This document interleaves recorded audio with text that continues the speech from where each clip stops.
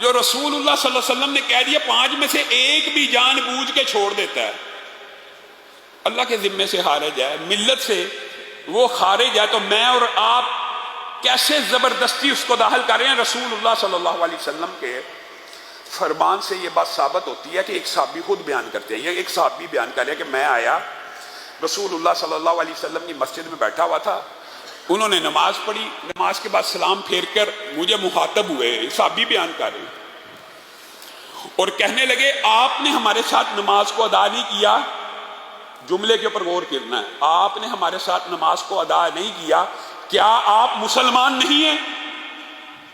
بات ختم۔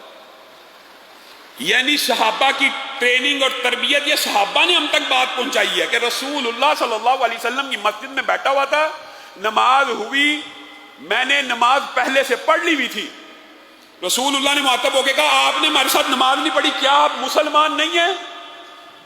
تو میں نے رسول اللہ کے سامنے اپنا عذر پیش کیا کہ میں تو پہلے پڑھ آیا تھا، سفر تھا، تو رسول اللہ نے کہا اچھا پھر بھی آپ جب مسجد میں نماز ہو رہی ہو تو آپ پڑھ لیا کریں، چاہے پڑھ کے بھی آیا ہوں۔ گویا مسلمان ہونے کی نشانی یہ ہے، حتیٰ کہ دکھ اور افسوس کی بات ہے کہ آج مسلمانوں کو یہ مسائل سمجھانے پڑ رہے، اور بہت سے بچوں نے، بہنوں نے یہ مطالبہ کیا کہ اس حوالے سے گفتگو کریں، تو آپ کے سامنے یہ گفتگو کر رہے ہیں۔ منافق، اور اس میں مبالغہ نہیں ہے، اللہ کی قسم منافق بھی رسول اللہ کے دور میں مسجدوں میں آ جایا کرتے تھے، ہم منافقوں سے بھی گئے گزرے ہو گئے، منافق بھی آ جایا کرتے تھے، دکھانے کے لیے ہی مسلمانوں کے ساتھ شامل ہو جایا کرتے تھے۔ کس وجہ سے؟ منافقوں کو بھی پتا تھا اگر ہم نہیں آئیں گے تو ہمیں کافر سمجھا جائے گا۔ آج کا مسلمان بڑے اطمینان اور سکون سے سمجھتا ہے کہ گھر بیٹھے بھی اور نماز پڑھے بغیر بھی میں مسلمان رہوں گا۔ منافق بھی مسجدوں میں آ رہے ہیں، اور آپ نے وہ حدیث نہیں سنی، معروف حدیث ہے کہ کل قیامت کے دن اس شخص کے لیے نماز جس نے قائم کی ہوگی باعث نجات ہے، باعث رحمت ہے، باعث حجت ہے، جنت میں داخلے کا سبب ہے، معروف حدیث ہے۔ لیکن جس نے نہیں پڑھی ہوگی، جس نے نماز کو ضائع کیا گیا ہوگا، اس کا انجام کس کے ساتھ ہوگا؟ قارون کے ساتھ، فرعون کے ساتھ، حامان کے ساتھ، ابی بن خلف کے ساتھ۔ 4 نام لیے ہیں۔ جس نے نماز نہیں پڑھی، نماز قائم زندگی میں نہ کرتا رہا، نمازوں سے غفلت برتتا رہا، نماز اس کے لیے حجت نہیں ہے، نجات نہیں ہے، دلیل نہیں ہے، جنت میں داخلے کا سبب نہیں ہے، بلکہ وہ کس کے ساتھ ہوگا؟ فرعون کے ساتھ، قارون کے ساتھ، حامان کے ساتھ، ابی بن خلف کے ساتھ۔ صرف یہ حدیث بھی انسان کو سمجھ آ جائے تو مسئلہ کلیئر ہے۔ اگر نماز نہ پڑھنے والا کلمہ کو مسلمان ہے، اگر وہ دائرہ اسلام میں خارج ہے، تو کیا اس کو فرعون کے ساتھ ہونا چاہیے، حامان کے ساتھ ہونا چاہیے، قارون کے ساتھ ہونا چاہیے، ابی بن خلف کے ساتھ ہونا چاہیے؟ جہنم کا سب سے نچلا طبقہ ہے جہاں پہ یہ 4 ظالم ڈالے جائیں گے، کلمہ کو مسلمان کیوں ڈالا جا رہا ہے؟ بتائیے۔ اس کا مطلب صاف ہے، واضح ہے کہ وہ مسلمان ہی نہیں ہے۔ مسلمان ہوتا تو فاسقوں فاجروں کی، بدکاروں کی، بد اعمال والوں کی جہنم میں اوپر ہوتا۔ یہ کہاں پہ جا رہا ہے؟ فرعون کے ساتھ، قارون کے ساتھ، حامان کے ساتھ، ابی بن خلف کے ساتھ۔ اور امام ابن تیمیہ نے اس حدیث کی جو تشریح بیان کیا، سبحان اللہ، انہوں نے کہا کہ اس دنیا کے اندر یہی 4 وہ بنیادی باتیں ہیں جن کی وجہ سے انسان نماز میں پیچھے رہتا ہے۔ نماز چھوڑنے کی وجوہات صرف 4 ہیں۔ امام ابن تیمیہ کا یہ موقف ہے کہ اس حدیث سے مجھے یہ بات سمجھ آئی کہ 4 افراد کا رسول اللہ صلی اللہ علیہ وسلم نے نام کیوں لیا؟ فرعون اس کے ساتھ، اور فرعون کون ہے؟ حاکم ہے، انا ربکم الاعلی کا نعرہ لگانے والا ہے۔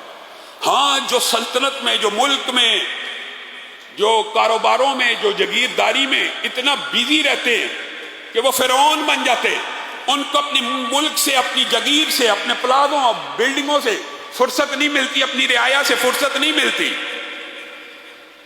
اس لیے نماز کو چھوڑتے ہیں۔ ایک وجہ یہ ہے، اس لیے نماز کو چھوڑ دیا کہ بہت بڑا خدا ہے پاس، وہ فرعون کے ساتھ جہنم میں جائیں گے۔ اور دوسرے وہ لوگ ہوتے ہیں جو کاروبار کے لیے، پیسے کی خاطر، تجارت کے لیے ہر وقت پیسہ کمانے کی سوچ میں مگن رہ کر نمازوں سے پیچھے رہ جاتے ہیں، وہ قارون اور ابی ابن خلف کے ساتھ ہوں گے۔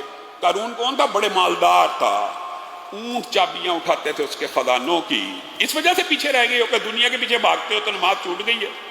تو قارون کے ساتھ ہے۔ ابی بن خلف گھوڑے پالتا تھا، بڑا خوبصورت لمبا چوڑا ایک گھوڑا پالا، معاذ اللہ رسول اللہ کو کہنے لگا اس کو میں کھلا پلا کے موٹا کر رہا ہوں، جس دن یہ تندرست ہو جائے گا اس کے اوپر چڑھ کے معاذ اللہ آپ کو قتل کر دوں گا۔ تو رسول اللہ صلی اللہ علیہ وسلم نے کہا تھا بلکہ میں تجھے قتل کروں گا۔ وہ واقعہ سیرت کے باب میں آپ کے سامنے بالتفصیل رکھا تھا۔ یہی دو زیادہ وجوہات ہوتی ہیں، یا بادشاہی ہے، عہدہ ہے، مرتبہ ہے، یا دولت کے پیچھے بھاگ رہا ہے، یا کاروبار اور تجارت کے پیچھے جا رہا ہے۔ اور چوتھا جو بندہ حامان، وہ کیا؟ وزیر ہے۔ سرکاری جتنے بھی ملازم ہیں ان کو غور کرنا چاہیے رسول اللہ صلی اللہ علیہ وسلم کی اس حدیث کے اوپر کہ سرکاری عمال اپنے فرائض کی انجام دہی کی وجہ سے نمازوں سے پیچھے رہ جاتے ہیں، اور یہ ہماری آنکھوں دیکھا مشاہدہ ہے چاروں باتوں کا۔